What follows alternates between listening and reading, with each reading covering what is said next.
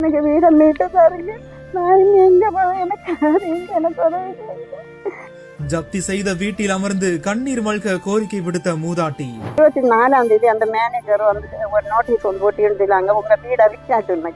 நான் கிட்ட மேடம் நான் இப்போதானே ரூபா கட்டினேன், ஏன் விற்கியானு அது நாங்க விற்காச்சு அப்படின்னு பல்லா. இப்ப இல்லை, எனக்கு ஒரு தகவலும் தெரியல, ஒரு லெட்டரும் வரல, ஒண்ணுமே வரல. கன்னியாகுமரி மாவட்டம் நரியன்விளை பகுதியைச் சேர்ந்த 62 வயது லீலா என்ற மூதாட்டியின் வீடு வங்கி கடன் பிரச்சனையால ஜப்தி செய்யப்பட்டு இருக்கு. 28 ஆண்டுகளுக்கு முன்பா கணவரை இழந்த மூதாட்டி கடந்த 2017ஆம் ஆண்டு தனியார் வங்கியில 13 லட்சம் ரூபாய் கடன் பெற்று சொந்தமா வீடு கட்டிருக்காங்க. தொடர்ந்து கடன் தொகை கட்டி வந்த நிலையில கடந்த மார்ச் மாதத்துல இருந்து உடல்நல குறைவு காரணமா கடன் தொகை செலுத்தாம இருந்து வந்திருக்காங்க. இந்த நிலையில தான் 6 மாத நிலுவைத் தொகையான 1.5 லட்சம் ரூபாயை செலுத்தி இருப்பதா கூறப்படுது. அதன் பிறகுமே மேலும் கடன் தொகை நிலுவை இருப்பதா கூறி வங்கி தரப்புல இருந்து நீதிமன்றத்தில் வழக்கு தொடரப்பட்டதா கூறப்படுது. இதற்கிடையில மூதாட்டி தரப்புல இருந்து பணம் செலுத்தியதற்கான ஆதாரங்களை மதுரை நீதிமன்றத்தில் சமர்ப்பித்து வீட்டை ஜப்தி செய்யக்கூடாது என்று மூதாட்டி வழக்கு தொடர்ந்திருக்காங்க.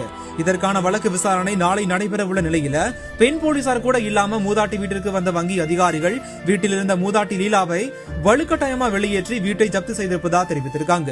இலவச அரிசி உதவியால் வாழ்ந்து வந்ததா கூறும் மூதாட்டி தற்போது நடுவழியில தவித்து வருவதால தன்னோட வீட்டை மீட்டு தர வேண்டும் என தமிழ்நாடு அரசுக்கு கண்ணீர் மல்க கோரிக்கை விடுத்திருக்காங்க.